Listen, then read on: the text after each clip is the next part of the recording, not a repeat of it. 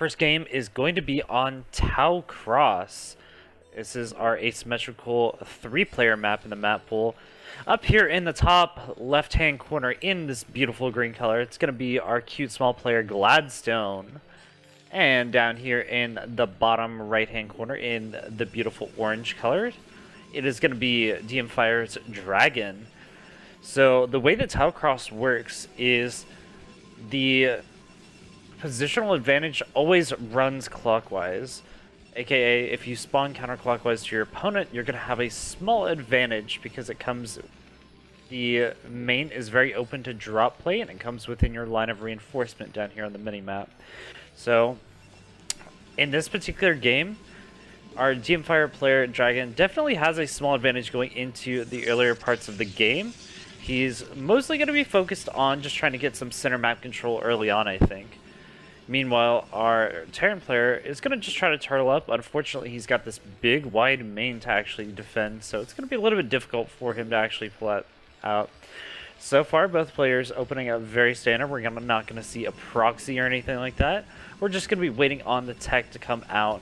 First thing we're going to be looking for from our Terran player is what is the gas at? Are we going to be getting an early gas? Are we going to be going for something a little bit later? That's really going to be our cornerstone for basing the entire replay off of. So we have our supply depot down. Awesome. Hopefully we'll be having that barracks coming down pretty soon. And we're just going to be watching the gas very, very closely to see what our opponent is going to be up to. Gas coming down. Standard timing for our Protoss player. Looks like gas is going to be going down a little bit later for Terran. This isn't going to be a very fast factory, but it does go down indeed. So we are going to be seeing a gas opening from our Terran player. Indicates that we're going to be having a factory open with a tank and a couple Marines to sort of get center map control and start pushing out. But it's not going to be very aggressive. It's mostly just going to be a very defensive tank play for right now. Our first scout moving out right now. Going to be scouting over here into the top right for Terran. Surprising that we have such late scouts from both players. Normally you see that come out right at the same time that the barracks or the gateway comes down. But our orange player, dM-fire's Dragon, still hasn't scouted at all. And this may come back to haunt him if he doesn't get a probe in very early, because he's not going to know what Terran's up to. He's not going to have a very good idea of what his opponent could throw at him. Scout's going to come up here and probably see nothing. A little bit disappointed.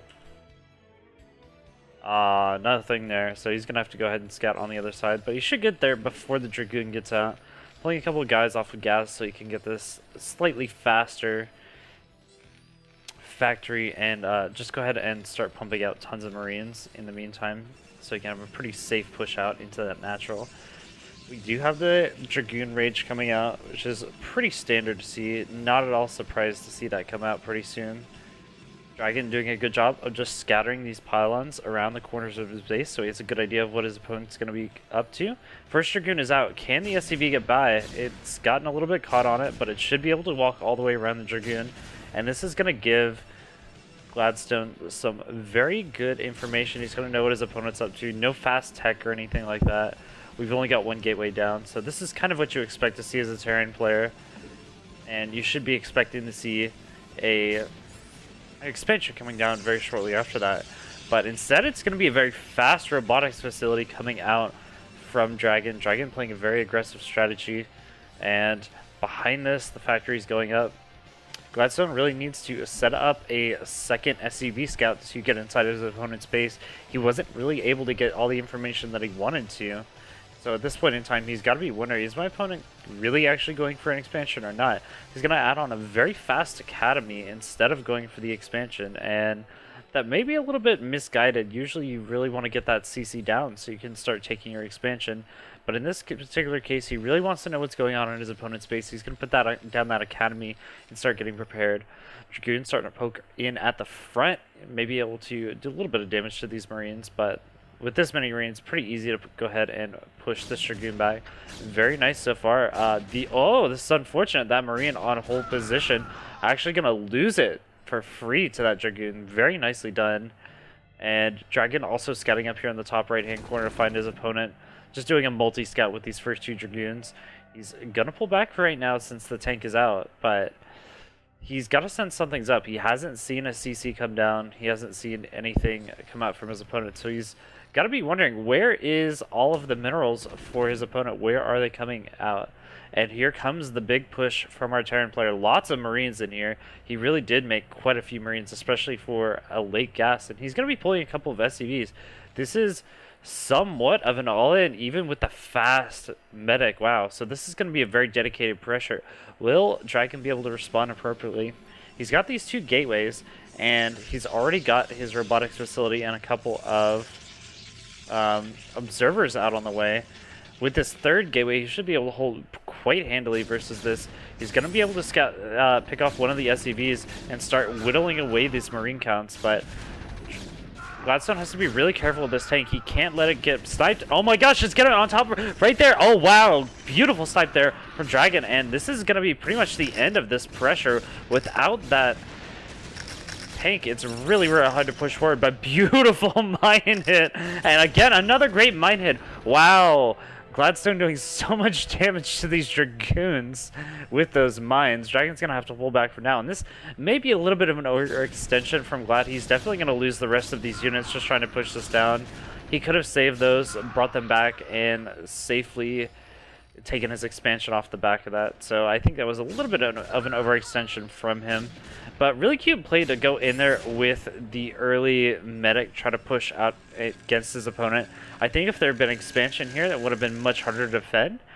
But because Dragon was well prepared, he went ahead and got these 3 gateways. He's going to be in a fantastic spot. And with the first couple observers out, he has full map control. But behind this, Gladstone did take an expansion. As long as he can survive pretty well, he's going to be in fantastic shape. He's put down a couple of spider mines, and he's got his siege tank out now. Siege tank siege tank tech almost done. So he's going to be able to have that and start pushing his opponent back. Meanwhile, nice also to have these ComSat stations so he can scan his opponent occasionally and see what's going on inside the base. He's got to be a little bit worried about the counter swing from this pressure, but the power of these spider mines really is pretty good. And he's got a nice wall up here in the front as well. So he's going to be in just fine position to turtle up here and just play very, very defensively.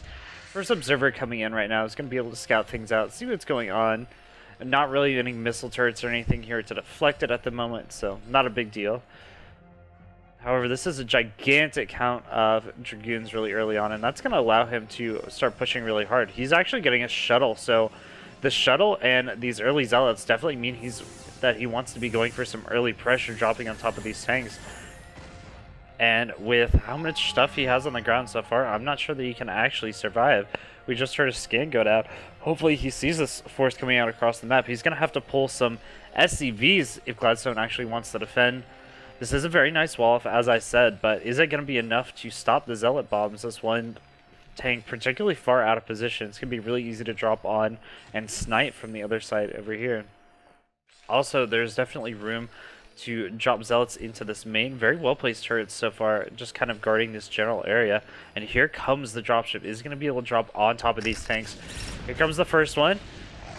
Good Zealot bomb so far. He's going to be able to get on top of all the tanks, and with them right on top of the tanks like this, he's going to be able to start breaking through with the Dragoons. And oh my gosh, the eBay has been lifted. He forgot to keep the wall up, and these Dragoons are going to get right on top. This is devastating.